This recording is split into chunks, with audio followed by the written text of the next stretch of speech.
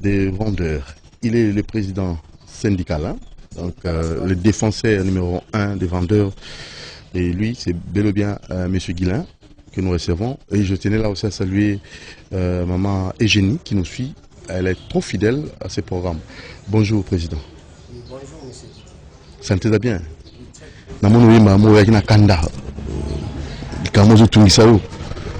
Oui. Avant tout, l'état de santé à vendeur. Mais...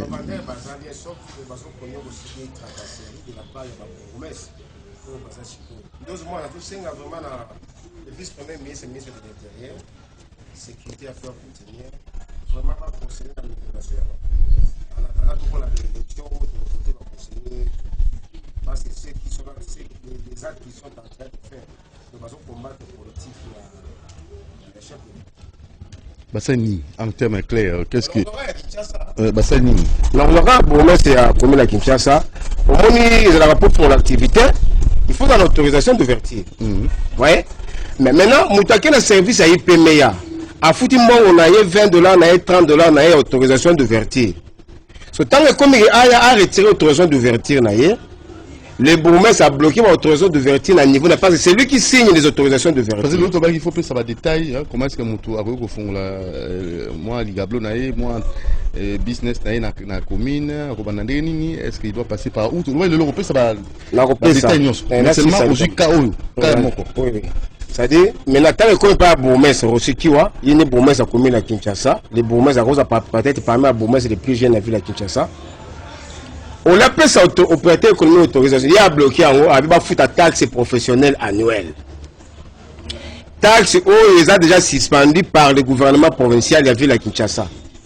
Après les taxes sont foutues à mal sous-souté. Donc, à le seul bourgmestre Oyo, à la tracasserie, la perception, il y a taxe. Et puis, à le seul bourgmestre Oyo, à la mission à contrôle économique chaque trimestre. Alors que mon bec lobby, contrôle économique, ils ont la compétence du gouvernement provincial. Mais il y a un bourgmestre à commune, contrôle économique, ils ont la compétence naïté, mais il se réveille un matin, comme il est bourgmestre, comme il représente le chef d'État dans son entité, croyait qu'il est le chef de l'État alors qu'il ne l'est pas. Il y a la disposition légale en matière de recouvrement d'impôts, droits, taxes et redevances dans la carte de ville à Kinshasa. C'est pour cette raison-là que nous avons parce que les bourgmestres ont les colons à mauvais côté. À créer taxes, ils ont percevoir de n'importe quoi. Maintenant, les commerçants sont bloqués parce que pourquoi ils sont bloqués? Dans mon bec, comme on a besoin de fonder l'activité, aux autorisations d'ouverture, vous avez 15 jours pour que le niveau à bureau à DGI, le centre des impôts, nous serons catégorie d'activité, pour un numéro à impôt. Gratuitement dans les 15 jours. C'est 15 jours et l'équipe? C'est 15 jours et l'équipe. DGI a recélé aux maisons, on vous demande à 100 000 francs congolais. Et puis là, ma mère, elle ne veut pas se soucier, où c'est fiscal, il faut foutre mon. Mais tant qu'il y a si quoi, il a bloqué l'autorisation d'ouverture à l'opérateur économique. Moyen opérateur économique, à ça la démarche, il y a besoin de numéro impôt. Et ça, il faut monter foutre à $100, nous tu as patenté. Il faut foutre à $100 la taxe professionnelle. Intervalle avant 15 jours. C'est-à-dire, après si on a $30 par exemple, dans le service à PMEA. Pour la PMEA, je crois qu'il y a une dame, maman bébé. Il y a un chef de service à PMEA. Alors, hier, ceux qui ont sali document, ils n'ont pas pour ça signé. Ils ont des panayés, opérateur économique, ils ont récupéré l'autorisation d'ouverture et pas un chef de service à PMEA.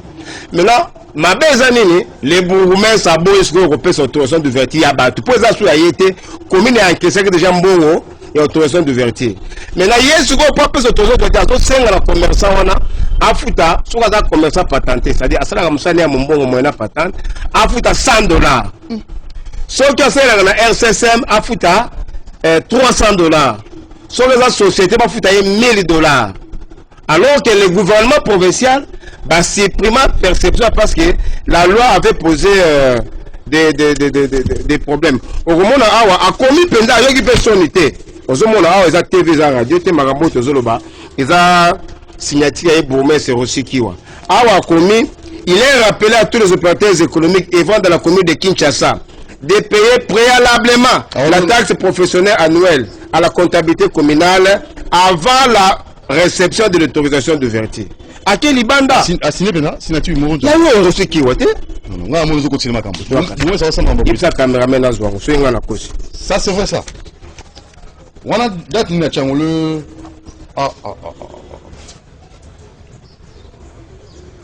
Maintenant, il y a Azol Bani. Pourquoi ça, les boules? Mais, n'invitez. Vendeur. Mais ça, mauvaise foi.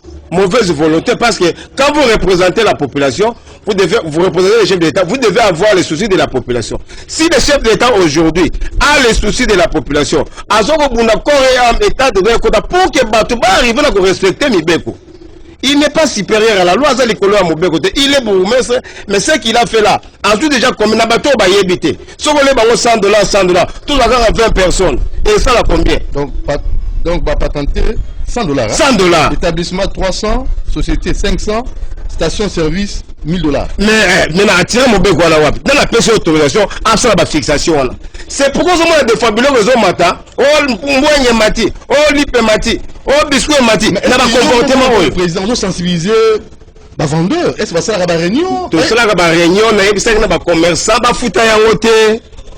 Outi kuna na commune na yebisi ba commerçant futi ya wote yemo tezito sona na yebisa ya tika yanga ito beta cop abi yo yo boto beta cop ndeni beta cop yo na beta cop poto benda ba basolo ngona ko beta cop ndeni na président national ya syndicat na ko beta cop koma na ko beta cop ndeni parce que eloko ezala kata mibeko te surtout beta na cop to beta na masolo ndeni aux bourgmestres, quel que soit parti aux alliés, vous êtes mis au service de la nation. Vous devez travailler conformément aux lois et règlements de la République. En vigueur. Mais il y a souvent ça à côté. Tant ce qui est plus grave, taxe professionnelle, il y a et ça déjà suspendu. Suspension de la perception de la taxe professionnelle. Depuis le 9. Oui. Donc c'est pourquoi au moins il y a importance à syndicat. Importance à syndicat yango. Moi vous allez regarder mission na yo 24 communes non parce que ba commune ba bourgmestre seigneur soti. Na monga fula ba informé na bien ngiri kasabubu. Au moins ba musu ba na mission a rotangiro 24 communautés. Il y a même un député moko musu sawa. Hein? Attendre 24 communes espace il y a 1 minute. Mais en tant que syndicat, le fait que nous sommes à tout moment en contact avec les commerçants, avec les différents bourgmestres, il y a vu la Kinshasa, nous avons 24 communes, il y a vu la Kinshasa en 1 minute. Nous avons Kinshasa, Kimbantseke, Kinseso, Kitambo, Tsele, Kasabubu, Kalamu, Maluku, Matete, Masina, Makala, Mongafula, Njili, Ngiri, Ngaba, Ngalema, Bandal, Barumbu, Bumbu, Gombe, Lingwala, Limete, Lemba, Selembao. Na tangi 24 communes. Donc attends batandeko bazakolanda biso ba comprendre que mwana ya Félix Antoine Tshilombo Tshisekedi Tshilombo Chimankinza mwanza Kongolo. Guilherme Kofolo. Kombo na Guilherme Kofolo nganga. Tshilombo Chimankinza junior, ça dit mwana ya idéologie tozolanda ya Félix Antoine Tshilombo Tshisekedi Tshilombo Chimankinza. Mwana ya papa Tshisekedi premier docteur. To tokolinga te tsikela batu oyo. Hein? Basa na biloko pour la population. Alors, suspension. Au PCE 72 heures. Est-ce que tu monitoring? Est-ce que à niveau de la commune à Kinshasa? Est-ce que la commune à Kinshasa kaka? 24 communes. Non. Yo habitez na bino ya Lingwala wa, ceux qui gombeto Lingwala habité ceux qui habitation za Lingwala. Kende na commune à Lingwala.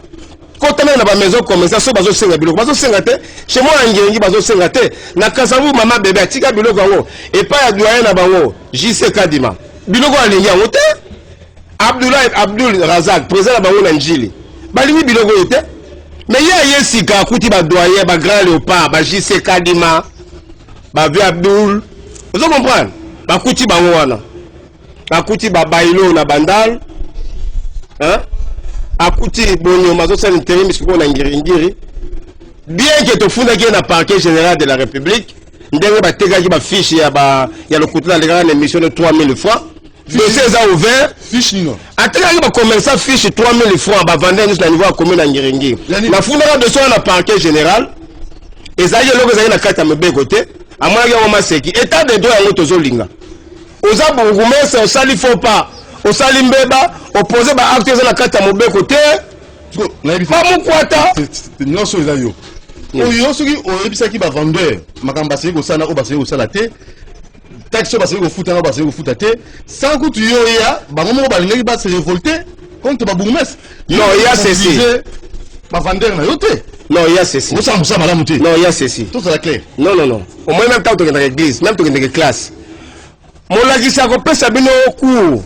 Mais tant qu'on peut s'examiner, tu es un terreau. On a 0 à Zali. On a 5 sur 10, on a 10 sur 10 à Zali. Batumzo a quand on a été hein, à Royoga na été. C'est-à-dire, bango bazo profiter de l'ignorance. Mutumzo a mon agression à mon bourgmestre a commis. C'est déjà iyo. Or bourgmestre a moto, a reposé acte moza conforme na mibeko.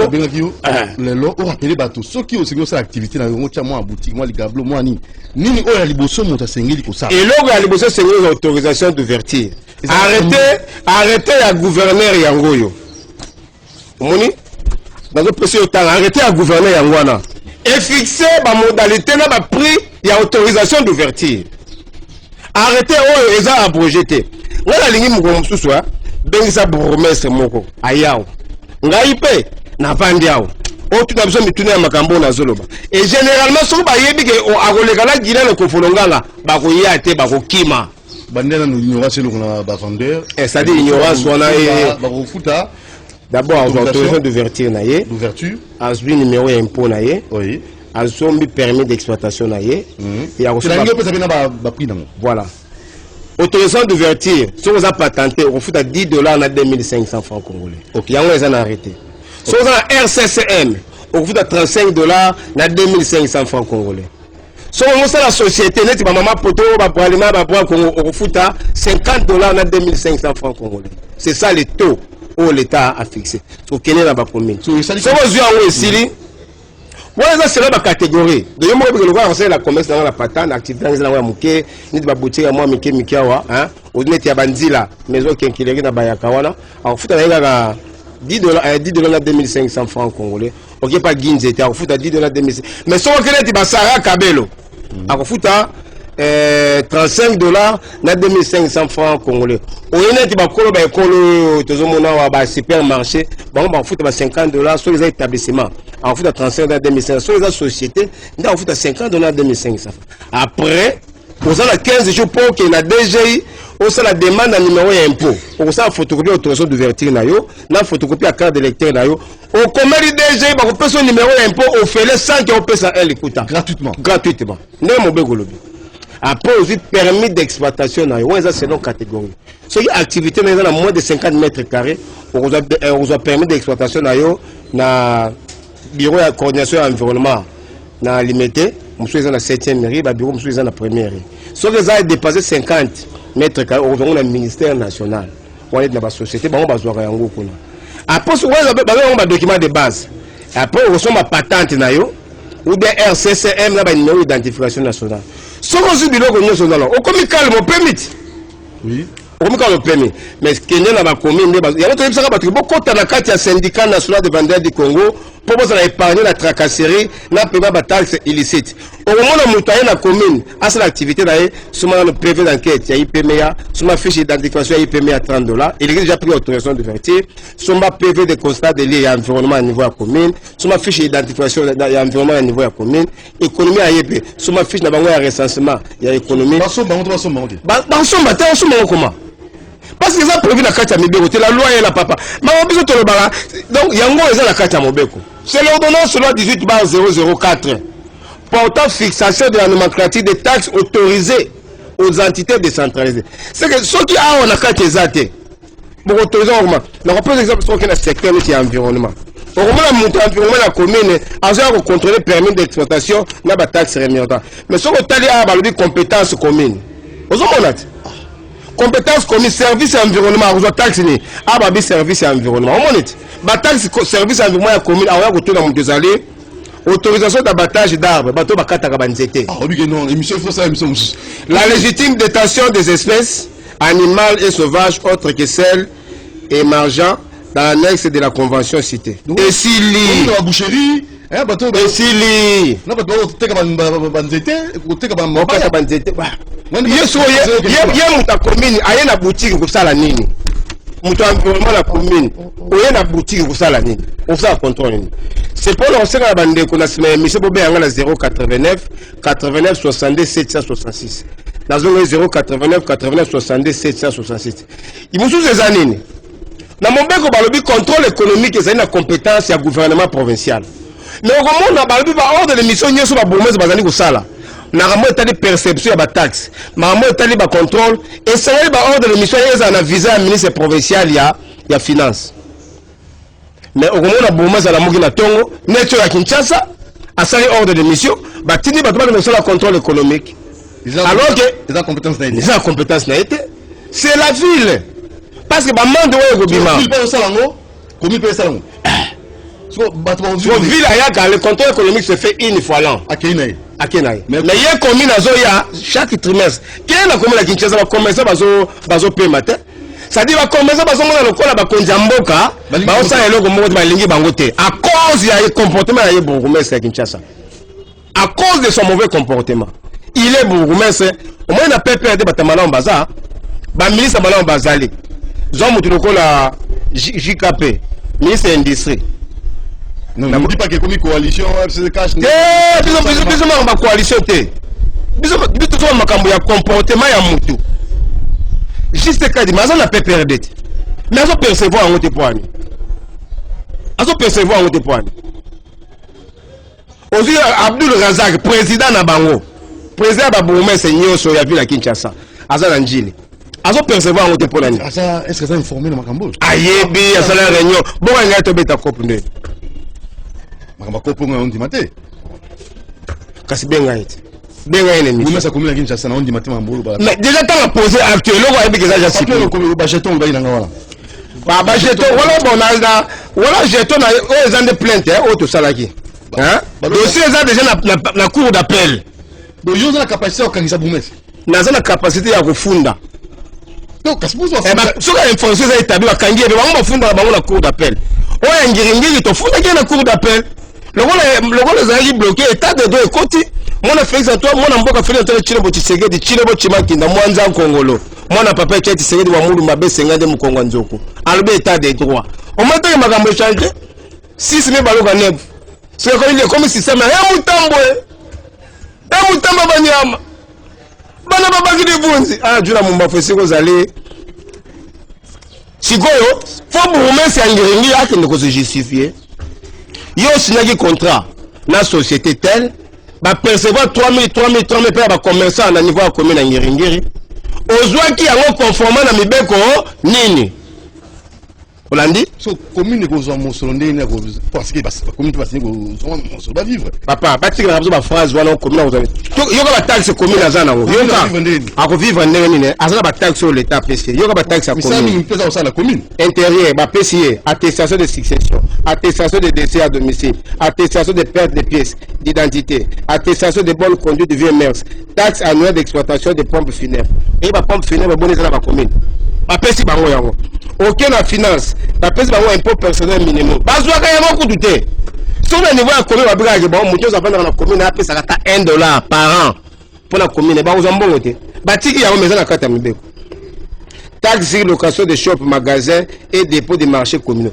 Dans les marchés communaux, les magasins, les boutiques, les taxes. Parce que vous avez taxes. Parce que vous avez une commune, vous avez Ngalema. Vous avez 21 marchés. Aussi, commune, vous avez Massina. Vous avez plus de 7 marchés. Aussi, commune, le rôle à Cam, on a plus de 5 marchés. Si on a marché, on a magasin, on a boutique, on a un bon côté. Ok, produit de vente et de publication de la commune. Immatriculation de vélo et chariot. Vélo, on a une immatriculation. Mais on a un moto, on a un numéro. Donc, on a un budget. Travaux publics et infrastructures. Produit de vente de cercueils. Des croix fabriqués par la commune. Ça va remonter. Les véhicules et engins déclassés appartenant à la commune. Aucun urbanisme. Pas ça de taxe. Autorisation pour utilisation temporaire du domaine public communal. On met dans la terrasse. On met le port sous caractère.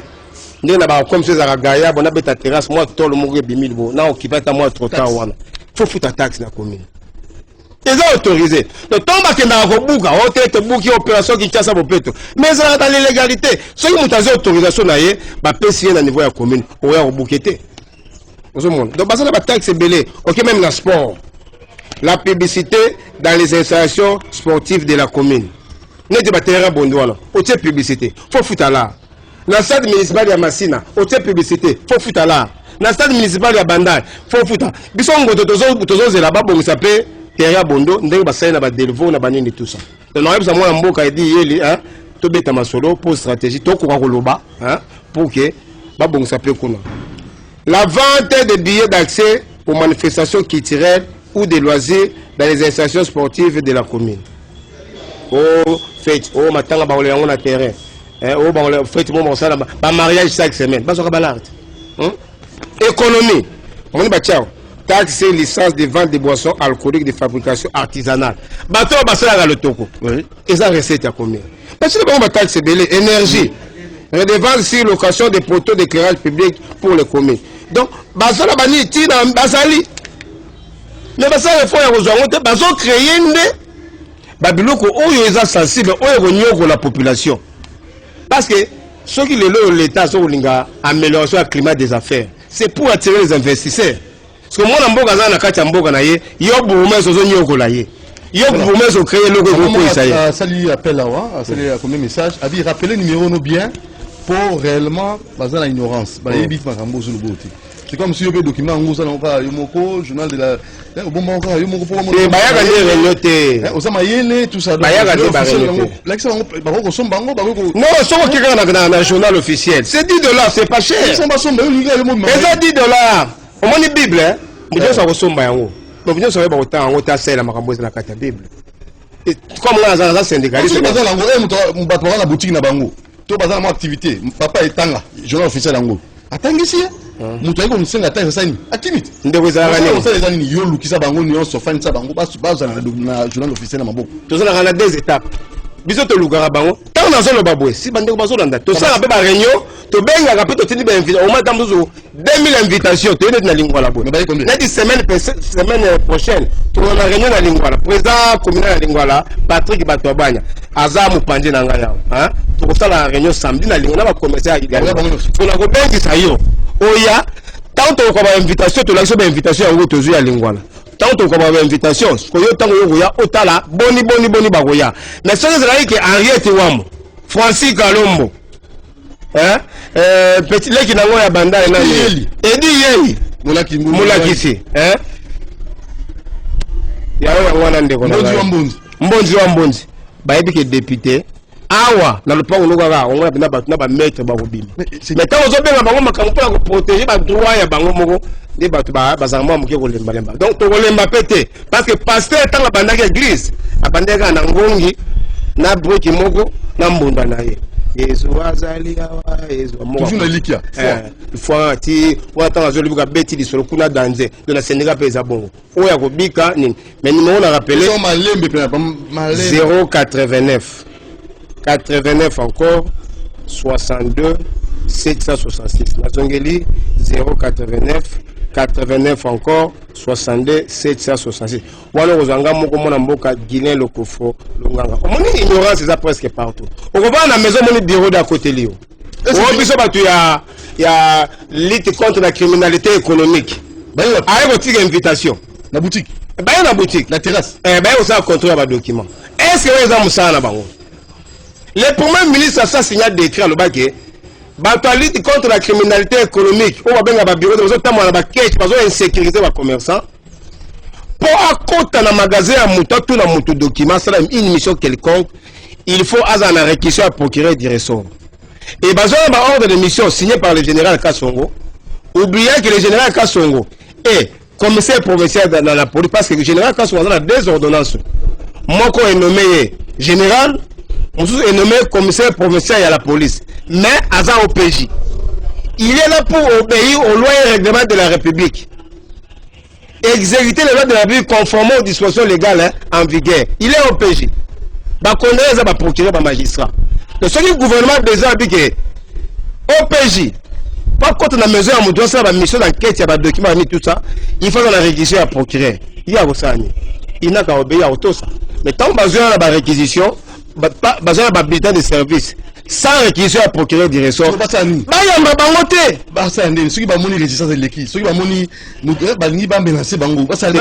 Biso to linga ba benga na pese numéro ba benga 089 89 70. Na mona pas petit frère moi dans moi terrasse na yeme ba to na ba yaki.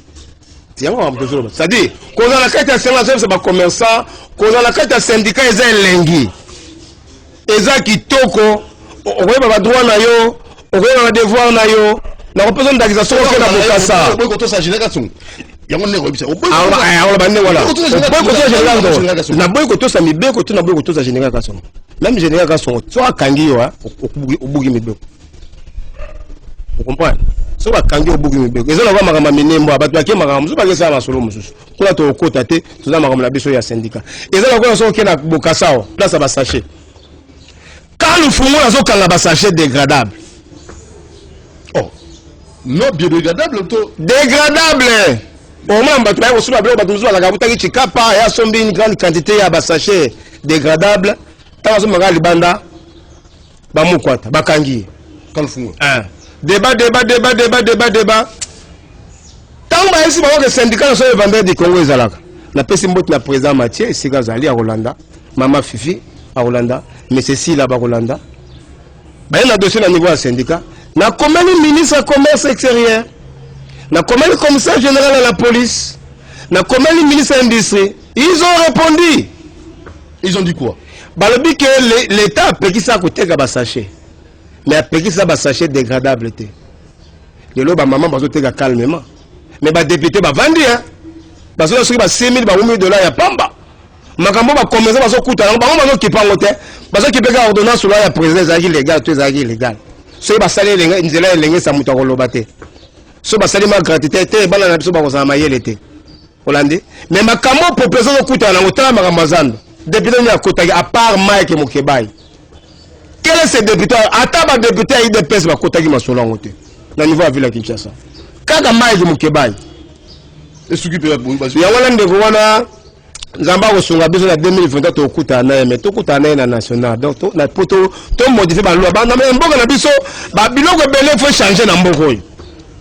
Montant d'activité na so fout ça taxe à publicité. A foutu publicité dans la forme de promotion culturelle, a foutu publicité dans Kiti et a foutu publicité dans DGRPEC. Au hôtel de ville créé ici. 3 publicités pour la panneau moko. Montant quoi yate? Il faut faire. Si on recycle à bagisi $100, il y a taxe professionnelle annuelle, taxe les suspendu. Est-ce que le ministre de l'Intérieur papa la biso ko sunga biso te? Au pambola taba kinois. Bana kini bana Kinshasa. Kinshasa première commune Kinshasa, ezali commune où la combe capitale la ville à Kinshasa.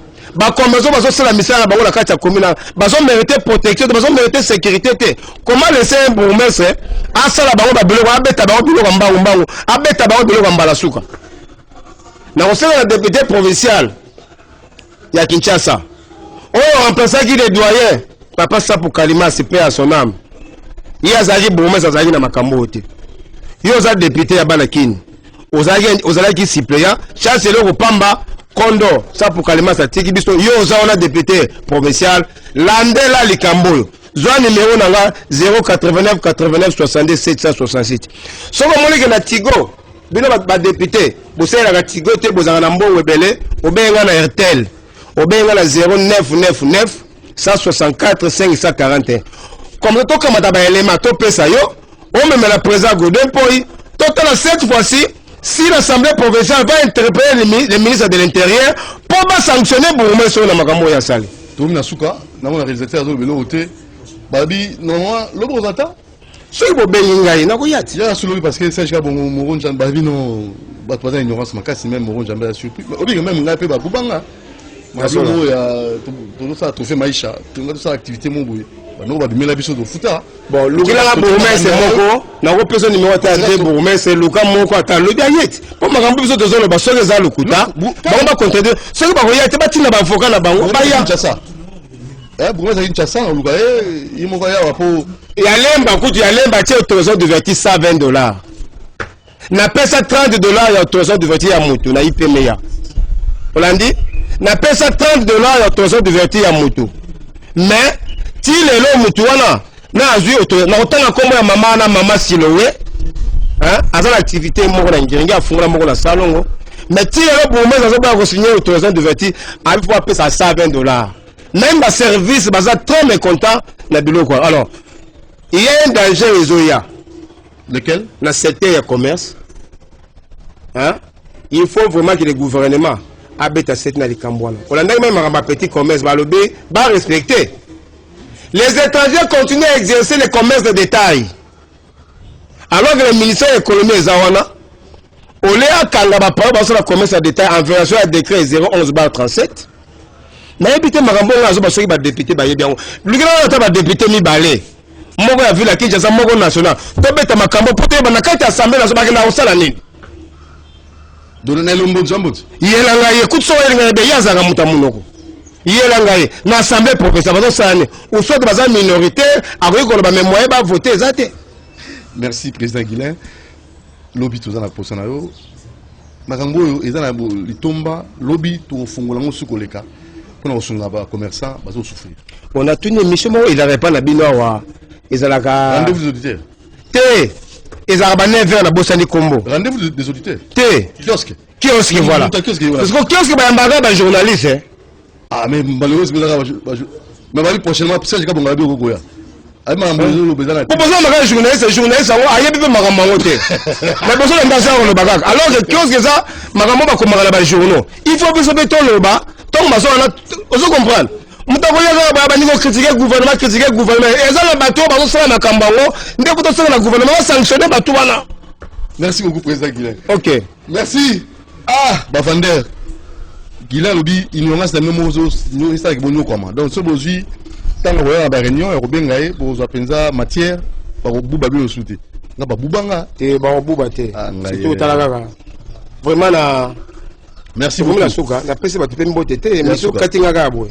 La presse président Laura Batomon en beauté. Diatabao. La presse président Laura Batomon en beauté. La presse beauté na cordon Boisjan, na cordon Fikrist, Fabrice le Cofo, Joseph le Cofo, Miradi le Cofo, Christopher le Cofo, Choukani le Cofo, Patrick Batobanya, Kabwe Kanakaro, Banangiringoto. La Bossanité, Yasuka. Félix Antoine Chilombo Tshisekedi Chilombo Chimaki ndam Koranzongo be sengande mwana papa Tshisekedi wa Mulumba vrai kina mwana ngoto abotama na nzombo na ngeringi. Merci. Merci. Ntsaka l'hôpital Ntsaka na Bondo wana. Merci. Ngela moko na botama l'hôpital na Bondo na Ntsaka. Merci beaucoup. Oui, baga. À la prochaine. Ok, merci. Très bien. Merci à Moro, merci à René Makonda, merci à Christian Banjolo, merci à Dino Sekifou, Bruno Nzinga. Merci aussi à qui d'autre? À nos amis, parce que nous avons pour l'activité commerciale, il faut nous allons comme document. Et demain, abonnez-vous facilement sur mon TV. Merci maman Eugénie, au CP de Mingi, Nanyo Soro, président Toulouba. Ciao. Oui, merci.